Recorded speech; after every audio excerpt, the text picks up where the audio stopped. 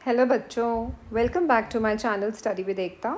आज इस वीडियो में हम स्टार्ट करने जा रहे हैं बेटा नेशनलिज्म इन इंडिया का third module towards civil disobedience. ठीक है, तो चलिए शुरू करते हैं।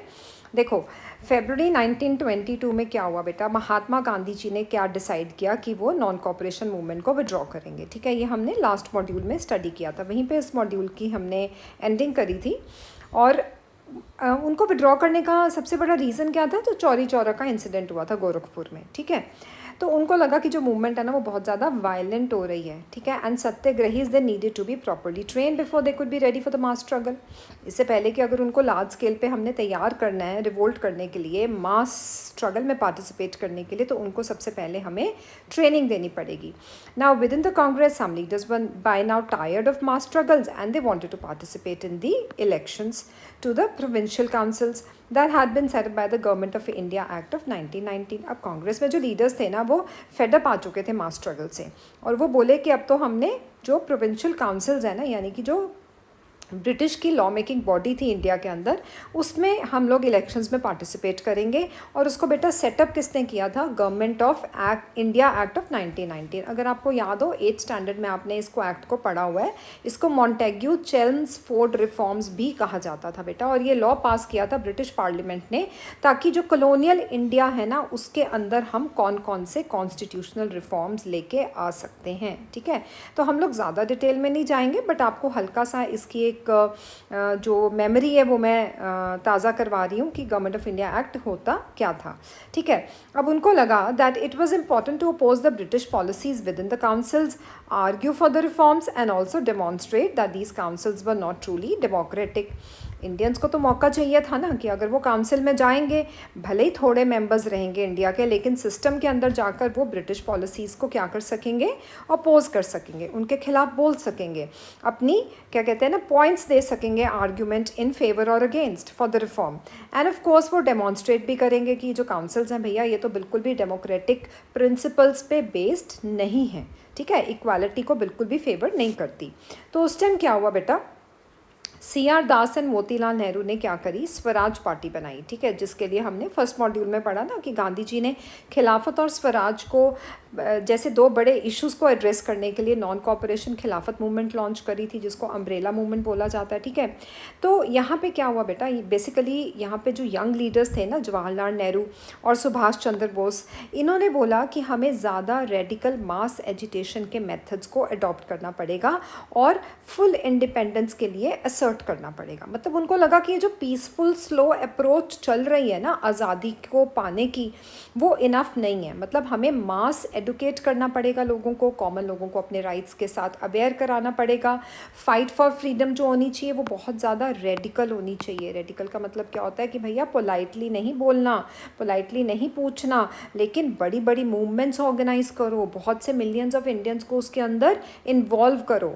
ठीक है, उनको था कि अब ये जो छोटे छोटे reforms government of India act के चलते जो हो रहे हैं ना, इन रिफॉर्म से हमें भैया अभी तसल्ली नहीं हो रही, हम तो अब कंप्लीट इंडिपेंडेंस चाहते हैं। यानी कि फुल इंडिपेंडेंस का मतलब क्या हुआ बेटा, पूर्ण स्वराज। ठीक है, इसके बारे में और भी आगे हम लोग स्टडी करेंगे। तो ये इनका मेन जो था एजेंडा था कि हमें तो पूर्ण स्वराज हासिल करना ही करना है। मतलब नेहरू बोस ने क्या किया बेटा, दोनों लीडर्स ने इंडियंस को, कॉमन पीपल को इंस्पायर किया कि अब तुम पूरा आगे बढ़कर जोश के साथ अपनी फुल फ्रीडम के लिए फ़ाइट करो। इंस्टेड कि आप छोटे छोटे रिफॉर्म्स पे ही सेटल हो जाओ, अब बस अब इन चीज़ों के आगे आपने घुटने नहीं टेकने। अगर मांगना है तो क्या मांगना है, अपनी आज़ादी मांगनी है, पूरी आज़ादी मांगनी है। ठीक है, तो चलिए आगे चलते हैं। In such a situation of internal debate and dissension, dissension का मतलब होता है बेटा डिसएग्रीमेंट। ठीक है, किसके बीच में चल रही थी ये डिबेट और डिसएग्रीमेंट, इंडियन लीडर्स के बीच में चल रही थी। और किस चीज़ के बारे में थी कि हम ब्रिटिश रूल को कैसे फाइट करेंगे। अब कुछ लोग तो बेटा पीसफुल टॉक्स चाहते थे, ठीक है ना, कुछ लोग तो बहुत ही शांति प्रिय थे, और कुछ लोग जैसे नेहरू जैसे वो बहुत रेडिकल मेथड्स चाहते थे, यानी कि पूरा मतलब जोश के साथ रेडिकली पार्टिसिपेट करो, अब सिर्फ चुपचाप हाँ जी कर बात कर करने का समय जो है वो चला गया है, ठीक है। तो काफ़ी कन्फ्यूजन, काफ़ी डिफरेंसेस क्रिएट हो गए ऐसी सिचुएशन में। तो कुछ दो इंपॉर्टेंट फैक्टर्स थे। What were the two factors that reshaped and unite the Indian politics? तो बेटा ये क्वेश्चन आ जाता है एग्जाम में, name the two important factors that reshaped और united the Indian politics by late 1920s। तो मतलब अगर आपको समझाया जाए तो दो इवेंट्स थे जिन्होंने लीडर्स को एक साथ इकट्ठा किया और इंडियन पॉलिटिक्स को और ज़्यादा मजबूत कर दिया। कब किया बेटा? At the end of 1920s। तो ये जो दो फैक्टर्स हैं बेटा, आप पहला फैक्टर समझ लो। इस पैराग्राफ में जो पहला फैक्टर दिया हुआ है वो दिया हुआ है इकोनॉमिक कंडीशंस, ठीक है। ये पहला जो हेडिंग आएगी इस फैक्टर की वो आएगी इकोनॉमिक कंडीशन। इकोनॉमिक कंडीशन में क्या था बेटा? वर्ल्ड वाइड इकोनॉमिक डिप्रेशन हो गया था क्योंकि फर्स्ट वर्ल्ड वॉर शुरू हो चुका था। एग्रीकल्चर प्राइसेस की थी वो गिरने लगी, फॉल करने लगी और अल्टीमेटली 1930 तक आते आते एग्रीकल्चर प्राइसेस बिल्कुल कोलैप्स कर गए, बहुत ज़्यादा ड्रॉप कर गए। तो क्या हुआ बेटा? डिमांड जो थी एग्रीकल्चर गुड्स की वो भी गिर गई और डिमांड्स डिक्रीज़ करने से एक्सपोर्ट्स भी डिक्लाइन कर गए। अब बेचारे पीजेंट्स क्या करें? वो बेचारे अपना सामान, अपनी हार्वेस्ट कहाँ बेचेंगे, है ना। तो वो उनको भी दिक्कत आ रही थी। जब उनका सामान नहीं बिकेगा, हार्वेस्ट नहीं बिकेगी, तो उनको रेवेन्यू पे करने के लिए पैसा नहीं मिलेगा, ठीक है। तो 1930 तक आते आते जो कंट्री साइड थी उसमें बहुत ज़्यादा टर्मोइल आ गया, यानी कि अनरेस्ट कंडीशंस थी वो क्रिएट हो चुकी थी, ठीक है।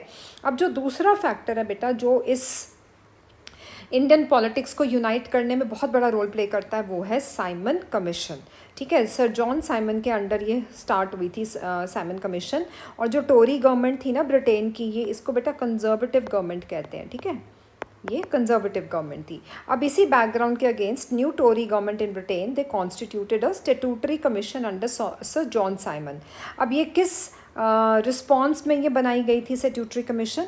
क्योंकि इंडिया के अंदर नेशनलिस्ट मूवमेंट जो थी वो बहुत बड़ा रूप लेने जा रही थी। तो कमीशन ने क्या किया? They wanted to look into the functioning of the constitutional system in India and suggest the changes. जैसे मैंने आपको पहले बताया ना, गवर्नमेंट ऑफ इंडिया एक्ट 1919 के चलते इंडियंस ब्रिटिशर्स ने क्या किया था कि कुछ ऐसे रिफॉर्म्स लाने की कोशिश की कॉलोनियल इंडिया के अंदर, कुछ कॉन्स्टिट्यूशनल रिफॉर्म्स जिससे कि इंडियन लीडर्स को खुश किया जा सके, ठीक है। अब कमीशन ने देखा कि जो कॉन्स्टिट्यूशनल सिस्टम है इंडिया का वो हम देखेंगे कैसे काम करेगा और जो बदलाव लाने होंगे वो भी हम सजेस्ट करेंगे। अब प्रॉब्लम क्या थी? That the commission did not have a single Indian member, they were all British. अब इंडियन मेंबर कोई भी नहीं है तो ब्रिटिशर्स तो इंडियंस के हिसाब से नहीं ना सोचेंगे, वो तो अपने हिसाब से सोचेंगे। तो फिर क्या हुआ बेटा? When the Simon commission arrived in India, तो उसको कैसे ग्रीट किया इंडियंस ने? Go back Simon. वो तो चाहते ही नहीं थे कि इस तरह की कोई कमीशन बने जहाँ पे इंडियन मेंबर्स की कोई जगह ही नहीं है। तो सभी पार्टीज़, भले वो कांग्रेस हो या मुस्लिम लीग हो, सब ने डेमोन्स्ट्रेशन में पार्टिसिपेट किया और उनको विन ओवर करने के लिए, यानी उनका दिल जीतने के लिए, वाइस रॉय लॉर्ड इरविन ने क्या अनाउंस किया बेटा? अक्टूबर 1929 में लॉर्ड इरविन ने अनाउंसमेंट करी कि हम आपको एक वेग ऑफर देंगे डोमिनियन स्टेटस का। अब इसको समझ लेते हैं क्या है। मतलब इंडिया को उसने पॉसिबिलिटी दिखाई, एक उम्मीद दिखाई कि आप भी डोमिनियन स्टेटस के हकदार बन सकते हो, लेकिन रहोगे ब्रिटिश कंट्रोल के अंडर। अनस्पेसिफाइड फ्यूचर का मतलब क्या है? कि हम आपको पूरी इंडिपेंडेंस नहीं देंगे, ठीक है ना। यहाँ लिखा ना आगे, for India in an unspecified future. तो ऐसा करके उन्होंने इंडियंस को, कहते हैं ना, झांसे में ले लिया। अब राउंड टेबल कॉन्फ्रेंस में भी प्रपोज किया गया कि आपका कंट्री का जो फ्यूचर कॉन्स्टिट्यूशन रहेगा वो क्या रहेगा, जहाँ के भी सारे रिप्रेजेंटेटिव्स आएंगे और इंडिया की कॉन्स्टिट्यूशन कैसी रहेगी आने वाले टाइम में उसको डिस्कस करेंगे। अब कांग्रेस लीडर्स जो थे वो इससे खुश नहीं थे, वो did not satisfy the Congress leaders. तो क्या हुआ? क्योंकि देखो ना, जो ऑफर था वो रियल इंडिपेंडेंस तो दे नहीं ना रहा था, वो तो बहुत ही ग्रेजुअल सा पाथ शो कर रहा था या एक ऐसा फ्यूचर शो कर रहा था जो बिल्कुल भी क्लियर नहीं था। मतलब आप बिल्कुल सामने देख नहीं पा रहे थे आने वाले समय में कि क्या वाकई हमें वो फ्यूचर जिसकी ये प्रॉमिस हमसे कर रहे हैं वो हमें दिलाएंगे या नहीं, ठीक है ना। वो तो पूर्ण स्वराज को लेके अपने मन में ठानी हुई थी जवाहरलाल नेहरू और बोस ने, ठीक है। The radicals within the Congress, led by Jawaharlal Nehru and Subhash Chandra Bose, they became more assertive. अब तो उन्होंने ठान ली कि भैया अब तो हम किसी भी हाल में जो हमने सोचा है वो हासिल करके ही रहेंगे, ठीक है। The liberals and moderates who were proposing a constitutional system within the framework of British Dominion gradually lost their influence. तो बेटा ये जो liberals and moderates थे जिनकी सोच थी कि हमें फ्रीडम चाहिए, और moderates जो अपना इन्फ्लुएंस खो चुके थे, दोनों खो चुके थे रादर इन्फ्लुएंस, क्योंकि इनको कैसे देख रही थी जनता इंडिया की कि ये तो ब्रिटिश रूल के अकॉर्डिंगली अकोमोडेट करने के लिए तैयार है, ठीक है। लेकिन मोस्टली जो ब्रिटिशर्स के आवाज़ उठाई हुई थी जनता ने, वो किसके लिए उठाई थी बच्चे? पूर्ण स्वराज के लिए, ठीक है। नेशनलिस्ट मूवमेंट का मेन एजेंडा यही था, ठीक है। तो इसलिए इनका इन्फ्लुएंस तो हो गया, बिल्कुल ठंडा पड़ गया। फिर आगे क्या हुआ? दिसंबर 1929 में under the presidency of Nehru, Lahore Congress formalize the demand of Purna Swaraj और फुल इंडिपेंडेंस फॉर इंडिया। तो ये 26 जनवरी 1930 को डिक्लेयर कर दी गई थी। मतलब तब का टाइम जब ये लोग अपनी आज़ादी की स्ट्रगल के लिए लड़ रहे थे, तब उन्होंने ये डेट डिक्लेयर कर दी कि अब से इस दिन से हमारा जो है इंडिया इंडिपेंडेंस डे सेलिब्रेट करेगा, जो कि अब हमारा जब कॉन्स्टिट्यूशन रखा गया 1950 में अडॉप्ट हुआ, तो इस दिन से हमने अपना रिपब्लिक डे सेलिब्रेट करना शुरू किया, ठीक है। तो पूर्ण स्वराज की तो ये जो एक अचीवमेंट थी, या इसको हासिल करने का जो एक जज्बा था, वो जवाहरलाल नेहरू ने अपने शोल्डर्स पे लिया हुआ था। और ये बेटा बहुत इंपॉर्टेंट क्वेश्चन है, 1 मार्क का क्वेश्चन ये पेपर में काफ़ी बार रिपीटेडली पूछा गया है, ठीक है। सो एक इंडिपेंडेंस डे सेलिब्रेट करने की तारीख तय होगी, ठीक है, जब लोगों को ये प्लेज लेनी है कि हम क्या करेंगे, we are going to struggle and fight for the complete independence, यानी कि पूर्ण स्वराज के लिए हम अपनी पूरी शिद्दत से उस आज़ादी की लड़ाई में हिस्सा लेंगे। But their celebrations attracted very little attention. ज़्यादा लोग जो थे ना, वो इस आप कह सकते हो लहर का हिस्सा नहीं बन पाए, ठीक है। तो महात्मा गांधी जी जो थे ना, he had to find a way to relate this abstract idea of freedom to more concrete issues of everyday life। अब महात्मा गांधी जी को कहते हैं ना कि एक ऐसा आइडिया मिल गया जो कि अभी ठोस रूप से तैयार नहीं था, ठीक है। उसको कैसे लोगों के रोज़मर्रा की ज़िंदगी के इश्यूज़ के साथ कैसे कनेक्ट करना है, उसको और ठोस कैसे बनाना है, उस फ्रीडम के आइडिया को कैसे और ज़्यादा एक ठोस शेप देनी है आगे चल के। तो इसके लिए महात्मा गांधी जी ने एक नया तरीका सोचा। क्या सोचा? आइए चलते हैं आगे। The salt march and the civil disobedience movement. अब सॉल्ट मार्च के रिगार्डिंग बच्चों आप बहुत बारी आई थिंक 8th में भी आपने पढ़ा होगा, तो उसके रिगार्डिंग आपको ये आइडिया होगा कि सॉल्ट मार्च गांधी जी ने कहाँ से शुरू करी, कहाँ पहुँचे, कितने लोग उनके साथ गए, कितनी लंबी यात्रा करी, ठीक है। तो महात्मा गांधी जी को क्या लगा कि सॉल्ट जो है ना, that is a powerful symbol that could unite the nation, ठीक है। एक ज़रिया है जिससे हम नेशन को जो है एकजुट कर सकते हैं। तो 31 जनवरी 1930, यानी कि जब जवाहरलाल नेहरू जी ने 26 जनवरी 1929 को डिक्लेयर किया था ना कि हम लोग पूर्ण स्वराज हासिल करेंगे, और 1930 26 जनवरी को उन्होंने डिक्लेयर कर दिया इंडिपेंडेंस डे मनाएंगे इंडिया का, अब से यही दिन रहेगा इंडिपेंडेंस का। तो 31 जनवरी को कुछ ही दिनों के बाद इन्होंने गांधी जी ने एक लेटर भेजी वाइसरॉय इरविन को। उसमें उन्होंने 11 डिमांड्स भेजी। तो ये डिमांड्स कुछ जनरल इंटरेस्ट की थी, जैसे कुछ डिमांड्स स्पेसिफिक भी थी इसके अंदर। स्पेसिफिक मतलब कुछ अलग अलग ग्रुप्स की, अलग अलग क्लासेस, इंडस्ट्रियलिस्ट, पीजेंट, सबकी डिमांड्स थी।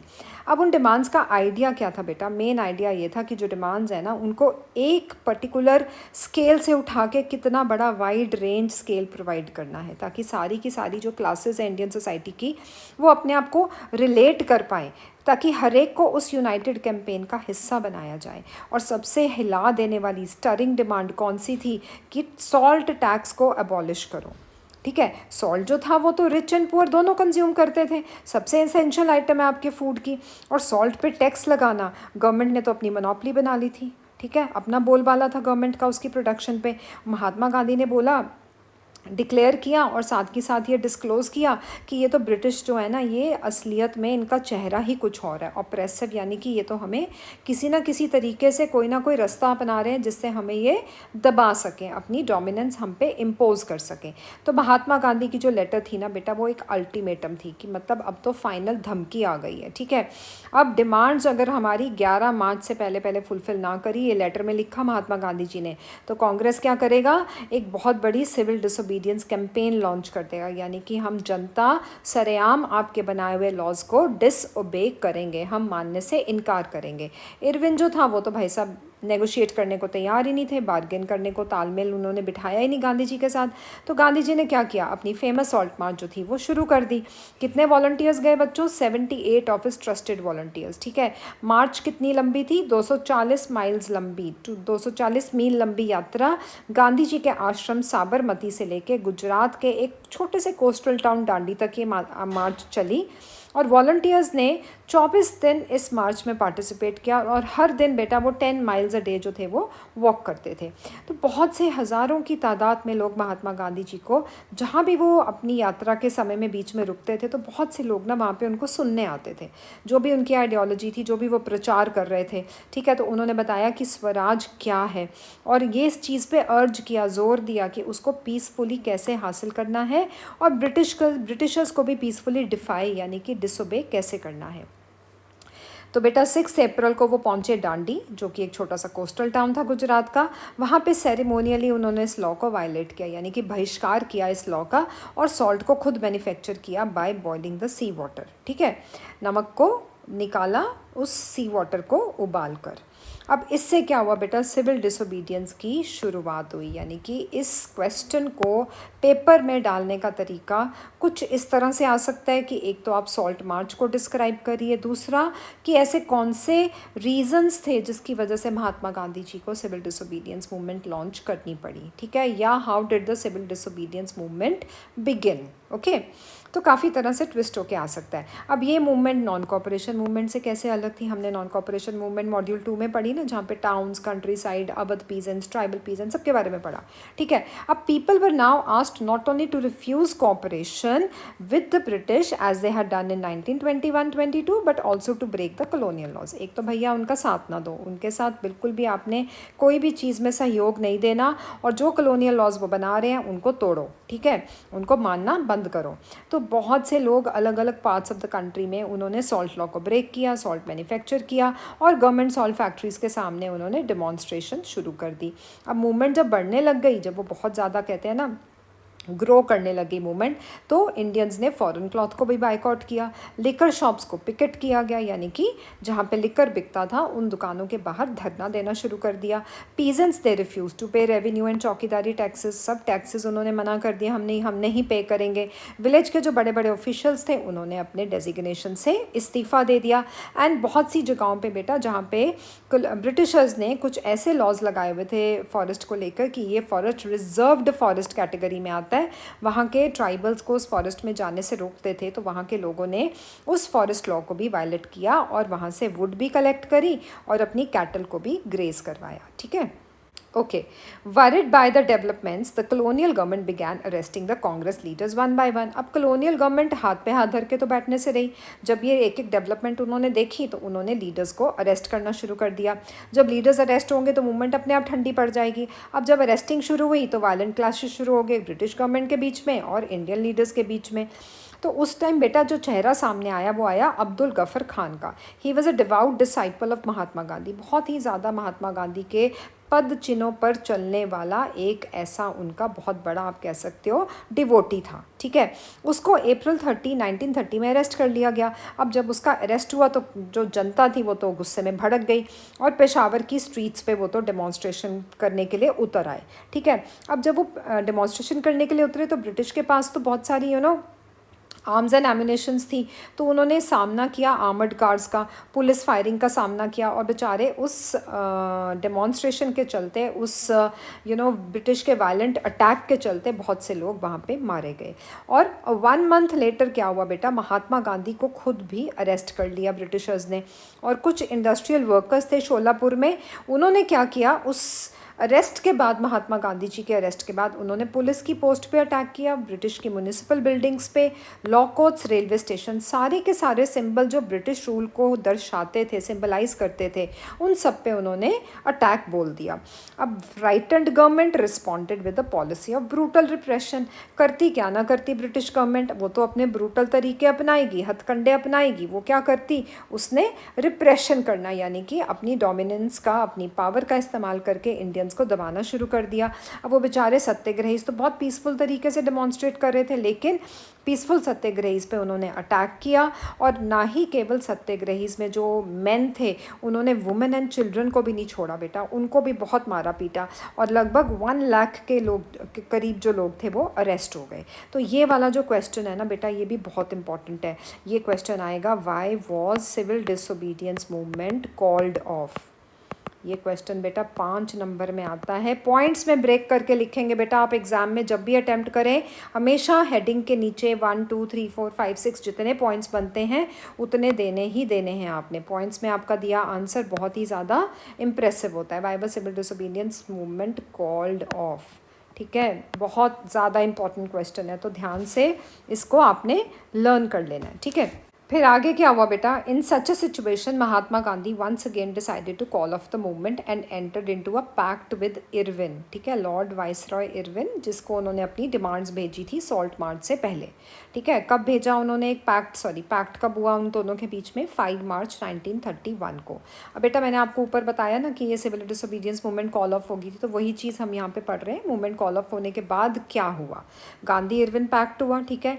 गांधी जी ने कंसेंट किया, यानी कि हामी भरी कि ठीक है मैं राउंड टेबल कॉन्फ्रेंस में पार्टिसिपेट करूंगा, जो कि Congress already first round table conference को क्या कहते हैं बायकॉट कर चुकी थी, ठीक है। अब गांधी इरविन पैक्ट जो था वो एक बहुत सिग्निफिकेंट स्टेप था कि चलो ब्रिटिश एंड कांग्रेस के बीच में जो भी टेंशन्स चल रही हैं वो ख़त्म हो जाएंगी।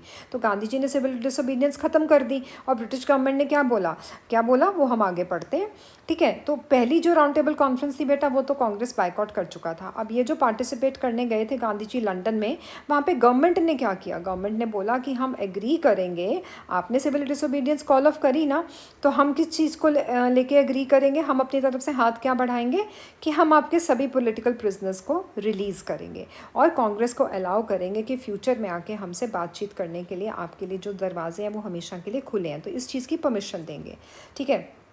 तो दिसंबर 1931 में जब गांधी जी लंदन में गए फॉर द कॉन्फ्रेंस, तो क्या हुआ बेटा, ब्रिटिशर्स जो थे वो चालाक बहुत थे, तो उन्होंने जो नेगोशिएशंस करी वो सब की सब फेल होगी, दे ब्रोक डाउन, और वो बेचारे निराश होकर वापस इंडिया लौटे। बैक इन इंडिया उन्होंने क्या देखा कि गवर्नमेंट ने उनके पीछे से एक नया साइकिल ऑफ रिप्रेशन चालू कर दिया है। उसमें क्या किया उन्होंने, फिर से अपनी डोमिनेंस पावर का इस्तेमाल किया। अब्दुल गफर खान और जवाहरलाल नेहरू दोनों को जेल में डाल दिया था। यही तो दो मेन लीडर्स थे जो जनता को अपने साथ लेकर लीड कर रहे थे। कांग्रेस जो थी उसको इलीगल डिक्लेयर कर दिया, और जितने भी मेजर्स यानी कि जो तरीके कांग्रेस ने अपनाए थे, ठीक है, कि हम कैसे कैसे अपनी मीटिंग्स करेंगे, डेमोन्स्ट्रेशंस करेंगे, कैसे इनका सामना करेंगे, उन सभी तौर तरीकों को इन्होंने इलीगल डिक्लेयर कर दिया, ठीक है। और बोला कि अब से ना तो आप कोई मीटिंग्स कर सकते हो, ना डेमोन्स्ट्रेशंस कर सकते हो, ना बाइकॉट्स कर सकते हो, ठीक है। इन सब चीज़ों पे रोक लगा दी। विद ग्रेट एप्रीहेंशन यानी कि डर के चलते महात्मा गांधी जी ने वापस सिविल डिसोबीडियंस, जो कि अभी अब्दुल गफर खान का हमने ऊपर इंसिडेंट किया था ना, कॉल ऑफ करी थी, वापस से उन्होंने रीलॉन्च कर दी, ठीक है। For over a year the movement continued, but by 1934 it lost its momentum, यानी कि जो एक पेस बनी हुई थी ना मूवमेंट की, जो रफ्तार, जो एक लय बनी हुई थी, वो 1934 में फिर से फीकी पड़ गई, ठीक है। कोशिश करी उसको फिर से रीलॉन्च करने की, लेकिन साल भर के बाद मूवमेंट जो थी वो फिर से थोड़ी ठंडी पड़नी शुरू हो गई, ठीक है बेटा। चलो अब आगे चलते हैं, how participants saw the movement. अब हमने पढ़ा कि मूवमेंट जो थी वो अलग अलग ग्रुप्स की पार्टिसिपेशन से ही उस मूवमेंट को एक मास एजिटेशन मूवमेंट का हिस्सा बनाया गया, मास स्ट्रगल का हिस्सा बनाया गया। तो लेट्स सी कि अलग अलग सोशल ग्रुप्स ने कैसे पार्टिसिपेट किया सिविल डिसोबीडियंस मूवमेंट में, उन्होंने movement, why they join the movement, क्यों करी, उनके आइडियल्स क्या थे, and what did swaraj mean to them. तो जानते हैं इन सभी क्वेश्चंस का आंसर। तो चलिए शुरू करते हैं कंट्री साइड में रिच पीजेंट कम्युनिटीज़ के पार्टिसिपेशन को लेके। अब रिच पीजेंट कम्युनिटीज़ कौन सी थी बेटा, एक तो Patidars of Gujarat and Jats of Uttar Pradesh, they were very active in the movement. अब यही छोटा सा 1 नंबर का क्वेश्चन आ जाता है आपको, name the rich peasant communities that participated in the civil disobedience movement. तो आपको क्या लिख कर आना है, Patidars of Gujarat and Jats of Uttar Pradesh, ठीक है। अब ये लोग क्या करते थे बेटा, कमर्शियल क्रॉप्स उगाते थे, ठीक है। हमने पीछे बात करी ना कि इकोनॉमिक डिप्रेशन आ गया था, इकोनॉमिक डिप्रेशन के चलते एग्रीकल्चर प्राइसेस गिर गए थे, तो उसके चलते पीजेंट्स को अपनी हार्वेस्ट जो थी वो बेचनी बहुत ज़्यादा मुश्किल आ रही थी, जिस वजह से उनके रेवेन्यू बहुत ज़्यादा पाइलअप होते जा रहे थे और रेवेन्यू पे करने की उनकी हालत जो थी वो बिल्कुल बिगड़ती जा रही थी। तो they were hard hit by the trade depression, ठीक है, एंड फॉलिंग प्राइसेस। तो as their cash income disappeared, अब बेचारों के पास जितना कैश था धीरे धीरे करके ख़त्म हो गया, तो वो क्या कर सकते थे बेटा, they could not do anything and they could not pay the government revenue demand. Government तो बोल रही थी हमें रेवेन्यू टैक्सेस पे करो, वो कहाँ से करेंगे, पैसे ही नहीं है। And the refusal of the government to reduce the revenue demand led to the widespread resentment. गुस्सा और जो रोष था वो भर भर के इनके अंदर आप कह सकते हो कि कूट कूट के भर गया इनके अंदर। गवर्नमेंट जो थी इनकी डिमांड मानने को तैयार ही नहीं थी, वो बोले हमने जो आपका रेवेन्यू रिड्यूस ही नहीं करना। तो ये जो रिच पीजेंट्स थे ना, ये सपोर्टर्स बन गए सिविल डिसोबीडियंस मूवमेंट के, ठीक है। और इन्होंने अपनी कम्युनिटीज़ ऑर्गेनाइज करी, इन सबको इकट्ठा किया, और जो लोग रिलक्टेंट थे यानी कि अनविलिंग मेंबर्स थे, उनको भी इन्होंने ज़बरदस्ती बोला कि नहीं तुम भी हिस्सा बनो, बायकॉट करो हमारे साथ सारे प्रोग्राम्स जो ब्रिटिश हम पे थोप रही है। तो उनके लिए जो फाइट थी स्वराज की, वो क्या थी बेटा, that was struggle against their high revenues, यानी कि बढ़ते हुए टैक्सेस के अगेंस्ट आवाज़ उठाना उनका मेन मुद्दा था स्वराज में पार्टिसिपेट करने का। लेकिन क्या हुआ, दे वर डीपली डिसअपॉइंटेड। क्यों? क्योंकि मूवमेंट हमने पढ़ा ना ऊपर की कॉल ऑफ कर दी गई थी गांधी जी ने 1931 में, और जब कॉल ऑफ करी तो उससे पहले इनके रेवेन्यू रेट्स रिवाइज ही नहीं किए गए, कम ही नहीं किए गए, ठीक है। So when the movement was restarted in 1932 तो बहुत से लोगों ने तो पार्टिसिपेट करने से ही मना कर दिया। वो कहते हैं ना आपका जोश जो होता है ना वो ठंडा पड़ जाता है, ठीक है। अब बारी आती है बेटा सेकंड ग्रुप जो कि है पुअर पीजेंट्री का, ठीक है। They were not only just interested in lowering of the revenue demand but many of the them were the tenants cultivating the land they had rented from the landlords। काफ़ी peasant तो ऐसे थे कि अपनी demand तो lower down करवाना ही चाहते थे, बाकी ऐसा भी थे कुछ ऐसे टेनेंट्स थे जो लैंडलॉर्ड की ज़मीन पे किराया दे के काम करते थे। तो एक तो किराया भी देना है, उसके बाद जो क्रॉप उगाएंगे उसका रेवेन्यू भी देना है, ठीक है। अब डिप्रेशन तो चल रहा था, इकोनॉमिक डिप्रेशन कंटिन्यू करता रहा, और कैश इनकम जो थी वो डिविंडल कर रही थी, कभी कम कभी ज़्यादा। And small tenants they found it difficult to pay their rent. वो बेचारे कैसे रेंट पे करेंगे, उनकी इनकम कोई स्टेडी इनकम तो है नहीं कि एक साथ उनको इतना पैसा हर महीने मिलेगा। तो क्या कहा उन्होंने, they wanted the unpaid rent to the landlord to be remitted, यानी कि फ़ाइन या जैसे हम कहते हैं ना हमारा फ़ाइन माफ़ किया जाए, ऐसे उन्होंने बोला कि जो रेंट हमने अभी तक पे नहीं किया उसको एग्जेम्प्ट किया जाए, माफ़ किया जाए। तो इसके चलते उन्होंने बहुत सी रेडिकल मूवमेंट्स का हिस्सा बने जो कि सोशलिस्ट एंड कम्युनिस्ट द्वारा चलाई जा रही थी। Apprehensive of raising the issues that might upset the rich peasant and landlords, Congress was unwilling to support the no rent campaign in most places. अब कांग्रेस जो थी भी ना, ये बहुत ही ना मतलब आप कह सकते हो कि अपनी डिप्लोमेटिक पॉलिसीज से चलती थी। एप्रीहेंसिव का मतलब डरते हुए, है ना, कि ये जो छोटे छोटे पीजेंट्स हैं इनके जो इश्यूज़ हैं ना ये बहुत बड़ा रूप ना ले लें। अगर ये बहुत बड़ा रूप ले लेंगे तो हमें जो रिच पीजेंट्स हैं, लैंडलॉर्ड्स हैं, उनके कहते हैं ना उनके साथ जो हमारे एक छोटे अच्छे रिलेशंस बने हुए हैं तो वो हाँ रिलेशंस हमारे बिगड़ जाएंगे सिर्फ इस करके कि हम छोटे पीजेंट्स को सपोर्ट कर रहे हैं। तो एक काम करते हैं, हम इनको सपोर्ट ही नहीं करते। इनका जो नो रेंट कैंपेन है ना उसको हम बिल्कुल भी हाईलाइट नहीं करेंगे, उसको सपोर्ट ही नहीं करेंगे। तो क्या हुआ, अब जब कांग्रेस ने सपोर्ट नहीं किया पुअर पीजेंट्स को तो जो रिलेशनशिप था between the poor peasant and the Congress, वो बेचारा रिलेशनशिप ही बड़ा अनसर्टेन सा हो गया, है ना, कभी है कभी नहीं है, मतलब पक्का सा होता है ना एक बड़ा मजबूती वाला रिलेशन, वो बिल्कुल भी मजबूती नहीं थी उस रिश्ते के अंदर, ठीक है। एक तरह का ना डर बैठ गया था कांग्रेस लीडर्स को कि अगर सपोर्ट किया इन पुअर पीजेंट्स को तो हम तो rich and peasant and landlords को हो सकता है हम नाराज़ ना कर दें, तो ये तो हम नहीं कर सकते, ठीक है ना। तो इस करके इन्होंने उनकी डिमांड्स इंक्लूड ही नहीं करी। अब तीसरा ग्रुप कौन सा आता है बेटा, वो है बिजनेस क्लास का। अब ये कैसे रिलेट करते हैं सिविल डिसोबीडियंस मूवमेंट को, देखो फर्स्ट वर्ल्ड वॉर हुआ, ठीक है, हमने फर्स्ट मॉड्यूल में पढ़ा। इंडियन मर्चेंट्स एंड इंडस्ट्रियलिस्ट जो था उन्होंने बहुत प्रॉफिट्स बनाए क्योंकि हमने क्या किया था, हमने अपने जो इंडियन गुड्स हैं उनको बहुत ज़्यादा प्रोत्साहन दिया कि आप अब हम अब से सिर्फ इंडियन द्वारा बनाए गए फैक्ट्रियों में मिलों में जो कपड़े बनते हैं वही डालेंगे, फॉरेन गुड्स का फॉरेन क्लॉथ का बहिष्कार करेंगे। तो इंडस्ट्रियलिस्ट एंड मर्चेंट्स जो थे ना उन्होंने बहुत सारा प्रॉफिट कमाना शुरू कर दिया, काफ़ी पावरफुल भी हो गए, ठीक है। Keen on expanding their business, they now reacted against colonial policies that restricted the business activities। अब देखो एक बार जब आपके बिजनेस को ग्रोथ मिलती है तो आप कहते हो मैं और एक्सपैंड करूँ। उस एक्सपेंशन के चलते उन्होंने क्या किया, जो कॉलोनियल पॉलिसीज़ थी उनके अगेंस्ट अपनी रिएक्शन देनी शुरू करी कि हम अब इस पॉलिसीज़ के अगेंस्ट जाएंगे, इन पॉलिसीज़ के दिए हुए टर्म्स एंड कंडीशंस को फॉलो नहीं करेंगे, ठीक है, क्योंकि हमारी बिजनेस एक्टिविटीज़ में वो एक कहीं ना कहीं ऑब्स्टेकल ला रही है, हिंड्रेंस ला रही है, ठीक है। तो they wanted protection against the import of foreign goods and a rupees sterling foreign exchange ratio that would discourage the imports. तो उनका मेन जो ऑब्जेक्टिव था, जो मेन एम था इस मूवमेंट में पार्टिसिपेट करने का, वो क्या था बेटा? एक तो वो चाहते थे कि फॉरेन गुड्स के जो भरमार हमारी कंट्री के अंदर इंपोर्ट के ज़रिए आ रही है, पहले तो वो कम करी जाए, ठीक है। और उस वक्त बेटा जैसे अभी तो हम डॉलर एंड रुपी की रेशो देखते हैं ना, जिसके हिसाब से हम ये जानते हैं कि कितना डॉलर बढ़ रहा है और रुपी की क्या वैल्यू हो रही है, तो वो रेशो कंपैरिजन होता है।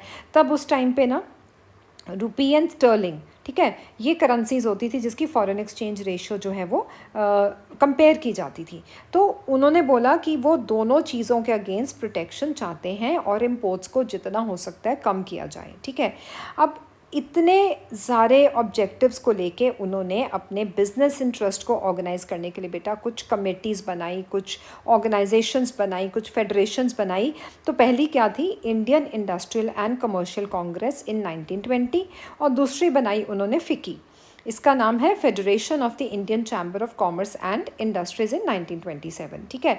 तो ये दो नाम आपने अच्छे से याद कर लेने हैं, जो इन बिजनेस इंटरेस्ट को ऑर्गेनाइज करने के लिए इन इंडस्ट्रियलिस्ट इन बिजनेस क्लास ने दो ऑर्गेनाइजेशंस इस्टेब्लिश करी, ठीक है। अब इनको लीड किसने किया बेटा? बड़े बड़े इंडस्ट्रियलिस्ट पुरुषोत्तम दास ठाकुरदास ने एंड जी.डी. बिरला ने, जिन्होंने कॉलोनियल रूल को अटैक किया और इंडियन इकोनॉमी को बताया कि कैसे ब्रिटिशर्स ने अपने कंट्रोल में लिया हुआ है, ठीक है। तो हम इन ब्रिटिशर्स को अब और अपनी इकोनॉमी को कंट्रोल करने नहीं देंगे और हम सिविल डिसोबीडियंस मूवमेंट को सपोर्ट करेंगे, ठीक है। तो दे गए फाइनेंशियल असिस्टेंस, ठीक है। और साथ के साथ जितने इंपोर्टेड गुड्स थे ना तो कोई खरीदेगा ना कोई बेचेगा, ये उन्होंने अपना मेन मुद्दा बना लिया। अब जितने बेटा बिजनेसमैन थे वो तो स्वराज को एक ऐसा टाइम मान के चल रहे थे कि जब कॉलोनियल रिस्ट्रिक्शंस जो है ना बिजनेस के ऊपर, वो एकदम से हट जाएंगी, किसी भी तरह का कोई कंस्ट्रेंट नहीं रहेगा, ना हमारे ट्रेड में ना हमारी इंडस्ट्री में। और इस तरह हमारा ट्रेड, हमारा इंडस्ट्री क्या करेगा? फ्लरिश करेगा और ज़्यादा फलेगा फूलेगा, ठीक है। लेकिन क्या हुआ? जब आपको पता है ना राउंड टेबल कॉन्फ्रेंस के लिए गांधी जी गए थे लंदन में नेगोशिएशंस के लिए, तो वो जो थी सक्सेसफुल तो हुई नहीं, that was a big failure. उसके चलते जो बिजनेस ग्रुप्स थे उनकी अगेन जो एंथुजियाज्म था, जो जोश था, वो यूनिफॉर्मली जो था वो ठंडा पड़ गया। अब उनको भी एप्रीहेंसिव डर आ गया, मन में कहीं ना कहीं एक भय बैठ गया कि ये मिलिटेंट एक्टिविटीज़ ना स्प्रेड हो जाएं, है ना। अगर मिलिटेंट एक्टिविटी स्प्रेड हुई तो हमारा जो बिज़नेस है वो तो बिल्कुल ही ठप हो जाएगा, ठीक है। और दूसरा, सोशलिज्म का इन्फ्लुएंस बहुत ग्रो कर रहा था। अभी हमने ऊपर पढ़ा ना कि कुछ जो कम्युनिटीज़ थी पीजेंट्स की, वो सोशलिस्ट एंड कम्युनिस्ट के अंडर चल के उन्होंने मूवमेंट्स में पार्टिसिपेट करना शुरू कर दिया, तो उनका भी तो इन्फ्लुएंस ग्रो कर सकता है ना, जिससे कि उनके बिज़नेस में फिर से रुकावट आएगी, ठीक है। तो इस करके उन्होंने इस मूवमेंट में अपना जो पार्टिसिपेशन दिखाया वो बहुत जल्दी ठंडा पड़ गया, ठीक है। अब चलते हैं बेटा फोर्थ ग्रुप की तरफ, वो है इंडस्ट्रियल वर्किंग क्लास। अब इस क्लास ने बेटा पार्टिसिपेट नहीं किया सिविल डिसोबीडियंस मूवमेंट में। फिर आप बोलोगे मैम इस ग्रुप का क्या हमने डिस्कस करना है, लेकिन एक जगह थी जो कि नागपुर एक ऐसा रीजन था जहाँ पे इंडस्ट्रियल वर्कर्स ने इस मूवमेंट में बढ़ चढ़कर पार्टिसिपेट किया। अब इंडस्ट्रियलिस्ट जो थे बेटा अपने पैसे के करके, क्योंकि पैसा जो था वो फाइनेंशियल असिस्टेंस देता था इनको, कांग्रेस को, ठीक है, उसके करके इनका और कांग्रेस का जो रिश्ता था वो बहुत ज़्यादा क्लोज रिलेशन था। तो वर्कर्स जो थे वो बेचारे अलूफ रहते थे, एक तरफा हो गए थे, एक मतलब उनको बिल्कुल ही अलग कर दिया था। फिर इसके बावजूद भी इन स्पाइट ऑफ दैट कुछ वर्कर्स ने क्या किया, उन्होंने सिविल डिसोबीडियंस मूवमेंट में पार्ट लिया। कुछ तरह के आइडियाज़ उन्होंने अडॉप्ट किए जो कि गांधी जी के फ़िलॉसफी, उनकी आइडियोलॉजी पे बेस थी, जैसे कि बायकॉट करो फॉरेन गुड्स को, ठीक है, और अपनी मूवमेंट में क्या तुम बोलना चाहते हो उस मूवमेंट की मेन डिमांड्स को प्रायोरिटाइज़ करो, उनको आगे रखो। और उनकी डिमांड क्या थी बेटा? एक तो वर्कर्स को लो वेजेस दिए जाते थे, दूसरा उनकी काम करने की जो कंडीशंस थी वो बिल्कुल भी सेफ़ नहीं थी, हाइजेनिक नहीं थी, और उनको ऐसा लगता था हमारी जो वेजेस हैं, जो हमारी वर्किंग कंडीशंस हैं, उन दोनों को इम्प्रूव किया जाए। इस चीज़ के अगेंस्ट उनकी लड़ाई थी, ठीक है। तो उन्होंने क्या किया, उन्होंने स्ट्राइक्स करनी शुरू कर दी। सबसे पहले रेलवे वर्कर्स ने स्ट्राइक करी 1930 में, फिर डॉक वर्कर्स जो कि शिप पे काम करते थे 1932 में उन्होंने स्ट्राइक करी, ठीक है। अब 1930 में क्या हुआ, छोटा नागपुर की जो माइनिंग्स है ना, वहाँ पे टिन माइंस होती थी, वहाँ के थाउजेंड्स ऑफ वर्कर्स ने ना गांधी कैप डाल के ये दर्शाया कि हम सब जो हैं इस प्रोटेस्ट का एक हिस्सा बन चुके हैं, ठीक है, और हम बाइकॉट कैंपेन्स में हिस्सा लेंगे। लेकिन फिर से बात वहीं आती है कि इतना जोश, इतनी ज़्यादा एक कहते हैं ना वो एनर्जी के साथ जो पार्टिसिपेशन थी वर्कर्स की, वो फिर ठंडी पड़ गई। क्यों ठंडी पड़ी, क्योंकि कांग्रेस जो थी वो रिलक्टेंट थी कि वर्कर की डिमांड्स को हम अपने प्रोग्राम में नहीं शामिल करेंगे, यानी कि अनविलिंग थे। रिलक्टेंट का मतलब फिर से बता देती हूँ, उसका मतलब है कि आप नहीं चाहते कि वर्कर की डिमांड को आप अपने स्ट्रगल का हिस्सा बनाओ। तो इससे क्या हुआ, जब आपने उनको हिस्सा ही नहीं समझा अपने स्ट्रगल का, उनकी डिमांड्स को अपनी डिमांड्स के साथ कंबाइन ही नहीं किया, तो वो बेचारे क्या करेंगे, वो बेचारे तो बहुत एलियनेटेड फील करेंगे, ठीक है। ऐसा फील करेंगे कि जैसे हमें तो बिल्कुल ही अपनी मूवमेंट का हिस्सा ही नहीं समझते, ठीक है बेटा। अब जो लास्ट ग्रुप है जिसने सिविल डिसोबीडियंस मूवमेंट में पार्ट लिया वो है बेटा वुमेन। इस पे भी क्वेश्चन आता है, मतलब ये जितने हम लोग ग्रुप्स की पार्टिसिपेशन देख रहे हैं ना, सब अपने में इंडिविजुअल क्वेश्चंस की तरह स्टैंड करते हैं, इसलिए एक एक ग्रुप की पार्टिसिपेशन अच्छे से हमने लर्न करनी है, ठीक है बच्चों।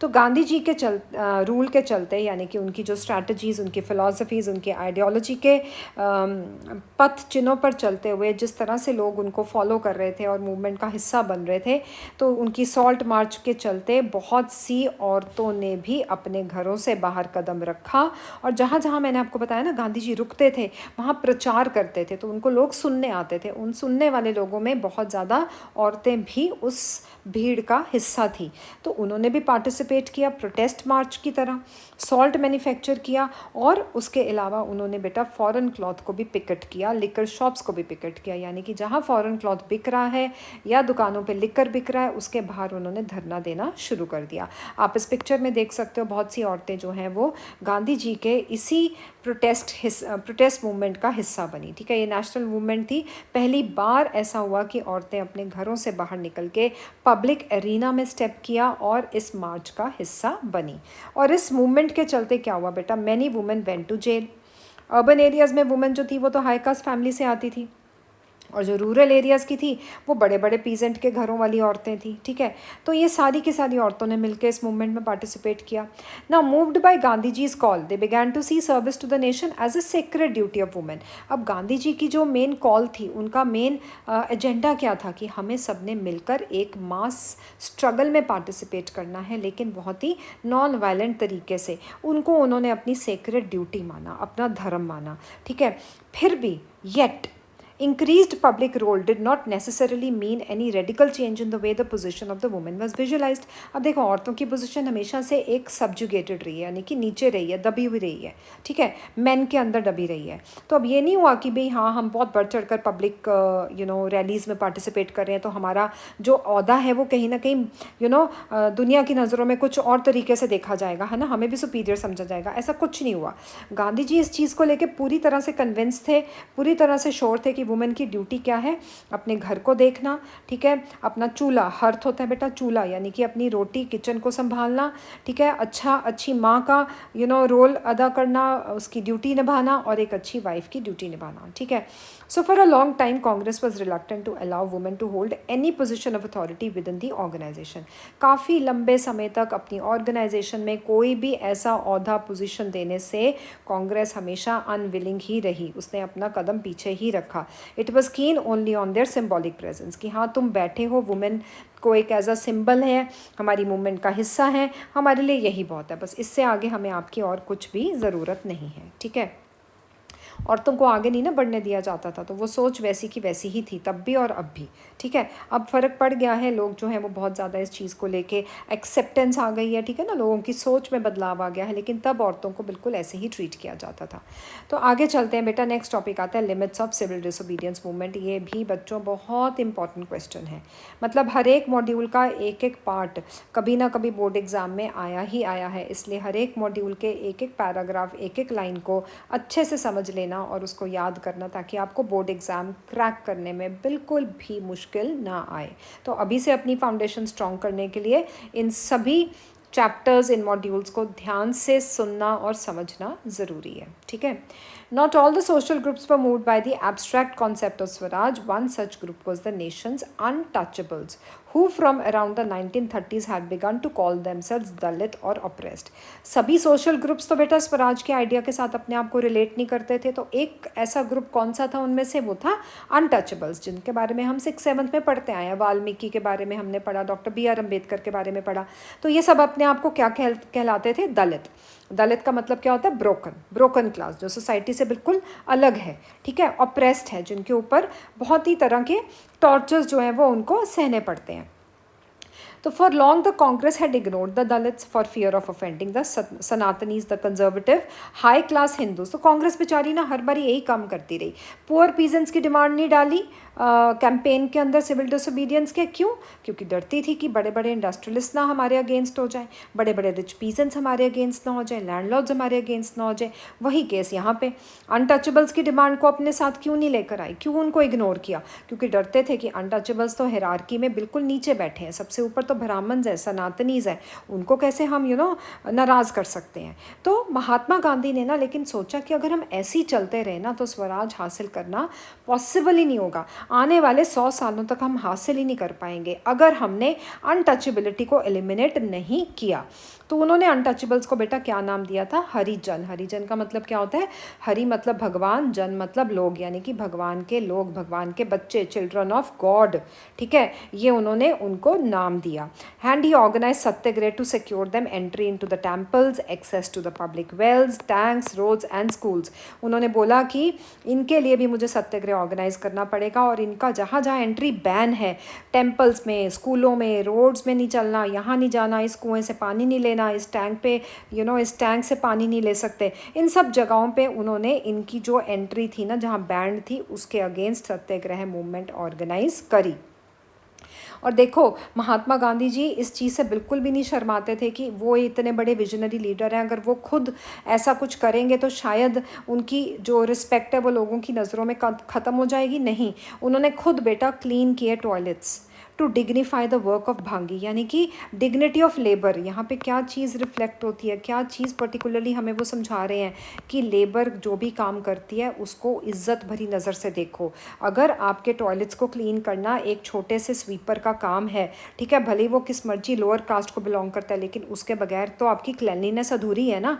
तो उन्होंने खुद बेटा टॉयलेट्स को क्लीन किया, ये दिखाया कि कोई भी काम छोटा बड़ा नहीं होता। और अपर कास्ट को उन्होंने परसुएड किया कि अपने दिल और दिमाग को बदलो, एक नई सोच लेकर आओ, ये पाप नहीं है। सिन का मतलब होता है पाप, यानी कि अनटचेबिलिटी कोई पाप नहीं है। But many Dalit leaders were keen on a different political solution to the problems of the community. अब गांधी जी ने उनका साथ दिया ना, तो उनको लगा कि हमारे को एक अलग से अपनी प्रॉब्लम का सल्यूशन चाहिए। और वो सल्यूशन क्या, उनका पर्सपेक्टिव था पॉलिटिकल सल्यूशन चाहिए था।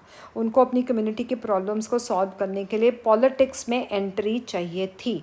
उन्होंने क्या बोला, उन्होंने अपने आप को ऑर्गेनाइज किया इनटू ग्रुप्स। क्या डिमांड रखी कि एजुकेशनल इंस्टीट्यूशंस में हमें क्या दो बेटा, रिजर्व्ड कोटा, रिजर्व्ड सीट्स दो, ताकि हमें भी एंट्री मिले एजुकेशनल इंस्टीट्यूशंस में। और साथ के साथ डिमांड रखी कि हमें सेपरेट इलेक्टोरेट दो, ताकि वो अपने दलित मेंबर्स को चुन सके, अपने ही कम्युनिटी में से एक मेंबर उनका नॉमिनेट हो जिसको वो इलेक्ट करें और वो रिप्रेजेंटेटिव बने आने वाली लेजिस्लेटिव काउंसिल की इलेक्शंस में, ठीक है। तो पॉलिटिकल एम्पावरमेंट यानी कि पॉलिटिकल उनके पास एक पावर आएगी, ठीक है, एक ऐसा उनको कहते हैं ना हथियार मिलेगा, एक ऐसा टूल मिलेगा, एक ऐसी पावर उनको आएगी जिससे उनको, उनका मानना था that they would resolve the problems of their social disability. जो हमें सोशल डिसेबिलिटीज़ यानी कि हमारे को जो चीज़ करने की अपॉर्चुनिटी नहीं मिल रही, अगर पॉलिटिकल पावर आ गई तो हमारा ऐसा मानना है कि हमारी सभी प्रॉब्लम्स का सल्यूशन हमें मिल जाएगा। तो Dalit participation in the civil disobedience was therefore limited. इनकी पार्टिसिपेशन बहुत लिमिटेड थी, बहुत कम जगह पर ऐसे लोग थे तो जो इस मूवमेंट का हिस्सा बने हुए थे। हाँ, एक ऐसी जगह थी महाराष्ट्र एंड नागपुर रीजन में जहाँ पे इनकी ऑर्गेनाइजेशन बहुत ज़्यादा स्ट्रांगली इमर्ज होकर आ रही थी, ठीक है। तो इसमें से भी आपको बेटा 1 मार्कर क्वेश्चन आ सकता है, ठीक है। तो चलिए आगे बढ़ते हैं और समझते हैं आगे क्या हुआ। डॉक्टर बी आर अम्बेडकर बेटा इन्होंने क्या किया, दलित्स को एक एसोसिएशन के अंदर बांध दिया, एक ग्रुप ऑर्गेनाइज किया, उनका एसोसिएशन बनाई, that was named as depress class association. And इसके अंदर उन्होंने, उनका फोकस क्या था, social and political rights of Dalits, ठीक है, जिनको अप्रेस किया जा रहा है सोसाइटी के अंदर। और ये किसके साथ क्लैश हुई इनकी इस एसोसिएशन, महात्मा गांधी जी के साथ राउंड टेबल कॉन्फ्रेंस में। क्यों? क्योंकि इन्होंने डिमांड करी कि मुझे सेपरेट इलेक्टोरेट चाहिए दलित्स के लिए। अब ये इलेक्टोरेट का डिमांड क्या कहता है बेटा, कि दलित्स ये चाहते हैं कि भैया उनको अपना रिप्रेजेंटेटिव चुनने के लिए सिर्फ वोटिंग राइट उनको अपने इलेक्टोरेट में ही दी जाए, वो जनरल इलेक्शन का हिस्सा नहीं बनेंगे। अम्बेडकर ने आर्ग्यू किया कि भाई अगर इस तरह से इनको ये मौका देंगे तो दलित्स की स्ट्रॉन्गर वॉइस होएगी ना गवर्नमेंट में, रिप्रेजेंटेशन होएगी गवर्नमेंट में, ठीक है। अब ब्रिटिश गवर्नमेंट ने क्या किया, अम्बेडकर की डिमांड को भी सुना कि हाँ ये तो डिमांड बड़ी सही है, बड़ी ट्रूली डिमांड कर रहे हैं। अब उन्होंने लगा, गांधी जी को लगा कि अगर ब्रिटिशर्स इनकी डिमांड को सच मान के चले तो मेरी जो डिमांड है, जिस तरह से मैं अपने स्ट्रगल को विजुलाइज कर रहा हूँ, मैं तो सारी सोसाइटी को इंटेग्रेट करना चाहता हूँ, ठीक है ना, तो ये तो मेरी इंटेग्रेशन की धज्जियाँ उड़ा देंगे, मैं तो सब लोगों को एक साथ करना चाहता हूँ, तभी मेरी मास स्ट्रगल सक्सेसफुल होगी, लेकिन ये तो अपना ही अलग से हिस्सा मांग रहे हैं, ठीक है। तो गांधी जी ने क्या किया बेटा, he began a fast unto death, यानी कि अन्न जल का त्याग कर दिया, बोला मैं कुछ नहीं खाऊंगा, भले मेरी जान चली जाए, लेकिन इनकी डिमांड एक्सेप्ट नहीं होनी चाहिए, ठीक है। क्यों? क्योंकि उनको लगता था कि ऐसे तो सोशल सेग्रीगेशन हो जाएगी, सोसाइटी बट जाएगी, ठीक है, और इंटीग्रेशन का जो प्रोसेस है ना बच्चों, वो स्लो डाउन हो जाएगा। तो क्या हुआ, फास्ट अनटू डेथ की डिमांड जो थी, तो वो तो गांधी जी को लगा ना कि डिवीजन ऑफ सोसाइटी होगी, तो भैया जो दलित्स हैं अगर वो हमारी कम्युनिटी का हिस्सा ना बने तो किसी ना किसी तरीके से हमारा जो प्रोटेस्ट है वो तो बिल्कुल फेल हो जाएगा। तो उन्होंने ड्रामेटिकली इस प्रोटेस्ट को मतलब एक आप कह सकते हो दिखाया, है ना, कि कैसे मैं ड्रामेटिकली इसको और ज़्यादा मतलब अपने आप को ऐसे पोज करूं कि भैया मेरी जो डिमांड है वो सबसे ऊपर है, ठीक है। तो वो बहुत ड्रामेटिक प्रोटेस्ट था उनका। अम्बेडकर ने फिर क्या किया, अल्टीमेटली जो आउटकम हुआ वो यही था कि अम्बेडकर ने एक्सेप्ट कर लिया गांधी जी की पोजीशन, और फिर रिजल्ट क्या हुआ कि ब्रिटिश ने दोनों की डिमांड्स को पकड़ा और रिजॉल्व किया इशू, और फाइनली एक कॉम्प्रोमाइज सोल्यूशन आया, वो सोल्यूशन का नाम था पूना पैक्ट, ठीक है। ये साइन करवा दिया दोनों के बीच, गांधी जी और अम्बेडकर के बीच। कब कराया बेटा, सितंबर 1932 में। और कॉम्प्रोमाइज़ ने क्या ग्रांट किया कि अब से ना जितनी भी ये डिप्रेस्ड क्लासेस है ना, जो ये दलित्स की हैं या जिनको हम शेड्यूल कास्ट कहते हैं, अब इनके लिए provincial and central legislative council में ना सीट्स रिजर्व कर दी जाएंगी, यानी कि जनरल इलेक्टोरेट के अंदर इनको इलेक्ट करने की परमिशन दे दी जाएगी और इनकी खुद की अपनी पॉलिटिकल रिप्रेजेंटेशन होगी। तो इससे क्या हुआ ना, सोशल डिवीज़न की जो फर्दर एक चांसेस थे वो अवॉइड हो गए, ठीक है ना। तो the Dalit movement however continue to be apprehensive of the Congress led national movement. फिर भी ना दलित को कहीं ना कहीं कुछ ना कुछ आप कह सकते हो कि मन में डर बैठा हुआ था, मतलब कि कहीं हो सकता है हमारी ये फिर से कहीं पोजीशन ऐसी ना कर दें कि फिर से हम मार्जिनलाइज हो जाए, फिर से हमें ऑप्रेस किया जाए, ठीक है। लेकिन इस पैक्ट के चलते, इस एग्रीमेंट के चलते अल्टीमेटली ये कॉम्प्रोमाइज़ जो था वो डिसाइड हुआ था कि दलित्स को पॉलिटिकल रिप्रेजेंटेशन मिलेगी और सोशल डिवीज़न नहीं होगी, ठीक है बेटा। तो ये पूरा का पूरा जो क्वेश्चन है ये पूना पैक्ट की फॉर्म में आता है एग्जाम में, और आपको पूरा का पूरा एक्सप्लेन करके आना है, ठीक है। चलो अब चलते हैं आगे। Some of the Muslim political organisations in India were also lukewarm in their response to the civil disobedience movement. अब मुस्लिम पॉलिटिकल ऑर्गेनाइजेशन की बात करें तो हमने खिलाफत मूवमेंट पढ़ी थी, ठीक है, जिसको गांधी जी ने स्वराज के साथ कंबाइन करके एक यूनिफाइड नॉन कॉपरेशन मूवमेंट का नाम दिया था, ठीक है। अब उनका भी जो रिस्पॉन्स था ना वो बड़ा फीका था, ल्यूकवार्म, ठंडा पड़ गया था रिस्पॉन्स सिविल डिसोबीडियंस मूवमेंट को लेके। क्यों? After the decline of non cooperation Khilafat movement, a very large section of Muslims they felt alienated from the Congress. Congress जो थी ना बेसिकली बेटा वो हिंदू आइडियोलॉजी को बहुत ज़्यादा प्रोपोगेट करती थी, Hindu Mahasabha, Hindu religion, Hindu nationalist group, इसी चीज़ को लेके ना उनका मेन वो रहता था, मतलब उसी चीज़ को बढ़ावा देती थी। अब नेचुरली जब एक धर्म को आप ज़्यादा आगे रखोगे और दूसरे को आप बिल्कुल ही किनारे कर दोगे तो वो बेचारे अपने आप को तो उस चीज़ से बाहर समझेंगे ना, तो वो बहुत एलियनेटेड फील करते थे, बहुत बाहर, ऐसा लगता था कि हम इस मूवमेंट का हिस्सा ही नहीं है। तो हिंदू रिलीजियस नेशनलिस्ट ग्रुप्स और हिंदू महासभा, इस दोनों के साथ जो मूवमेंट थी ना वो एसोसिएट होनी शुरू हो गई थी। मतलब सरेआम दिख रहा था कि जो मूवमेंट है ना वो हिंदू धर्म को ही बढ़ावा दे रही है। तो जो बेटा रिलेशन रिलेशन थे ना हिंदूज़ एंड मुस्लिम्स के बीच में वो बहुत ज़्यादा वर्स होते गए। दोनों कम्युनिटीज़ अपने अपने रिलीजियस प्रोसेशंस निकालने लगी और इतने मिलिटेंट फर्वर के साथ, यानी कि इतना ज़्यादा उसमें वायलेंट रूप ले लिया था कि हिंदू मुस्लिम्स के ना जगह जगह कम्युनल क्लैशेस एंड रायट्स होने शुरू हो गए। और वो रायट इतने बढ़ गए कि दोनों कम्युनिटीज़ के बीच में बहुत ज़्यादा गैप आना शुरू हो गया। ठीक है, कांग्रेस और मुस्लिम लीग ने काफ़ी एफर्ट्स किए कि ये जो गैप आ रहा है ना इसको किसी तरह रीनेगोशिएट किया जाए, इनके साथ बातचीत करी जाए, एक अलायंस बनाया जाए। तो 1927 में ऐसी उम्मीद की किरण नज़र आई कि ऐसी यूनिटी हो सकती है। ठीक है, इम्पॉर्टेंट डिफरेंसेस क्या थे कि हमारे धर्म को भी आगे रखा जाए, हमारी डिमांड्स को भी आगे रखा जाए, है ना, हमें अलग ना समझा जाए, सिर्फ हिंदू धर्म या हिंदू महासभा को बढ़ावा ना देकर। ठीक है, important differences, they were over the question of representation in the future assemblies that were to be elected. Main मुद्दा क्या था कि आने वाले टाइम में जो इलेक्शंस होंगी उनके अंदर हमें रिप्रेजेंटेशन मिलेगी या नहीं मिलेगी। जैसे दलित्स को डाउट था, ठीक है ना, तभी उन्होंने सेपरेट इलेक्टोरेट की डिमांड की थी, जिसके चलते गांधी जी ने फास्ट अनटू डेथ किया था। अब यहाँ पे ये भी शुरू हो गए मुस्लिम्स कि हमें भी फ्यूचर असेंबलीज़ में रिप्रेजेंटेशन चाहिए, हम भी चाहते हैं हम भी अपनी कम्युनिटी में से अपना नेता चुने, इलेक्ट हो। तो डिफरेंसेस इसी चीज़ को लेके बढ़ रहे थे, यही उनका मेन मुद्दा था। तो उस वक़्त मोहम्मद अली जिन्ना, जो कि मुस्लिम लीग का बेटा लीडर था, he was willing to give up the demand for separate electorate. तो उसने बोला कि चलो कोई बात नहीं, मैं सेपरेट इलेक्टोरेट की डिमांड को ना बिल्कुल ख़त्म करता हूँ, गिव अप करता हूँ, सरेंडर करता हूँ। ठीक है, लेकिन मेरी एक कंडीशन है। क्या है कि अगर मुस्लिम्स को ये यकीन दिलाया जाए कि आने वाली जो सेंट्रल असेंबली की इलेक्शंस होंगी उनमें उनके लिए रिजर्व्ड सीट्स का एक कोटा रखा जाएगा। और दूसरी बात कि जो भी मुस्लिम डोमिनेटेड प्रोविंसेस होंगे वहाँ की जो मुस्लिम पॉपुलेशन होगी वो रिप्रेजेंटेशन करेगी, अपने ही नेता को रिप्रेजेंट करेगी, अपने ही नेता को वोट डाल के चुनेगी। और उस वक्त बेटा मुस्लिम डोमिनेटेड प्रोविंसेस कौन से थे? बंगाल एंड पंजाब के। ठीक है, तो काफ़ी बातचीत हुई, नेगोशिएशंस हुए इसी रिप्रेजेंटेशन के क्वेश्चन को लेके।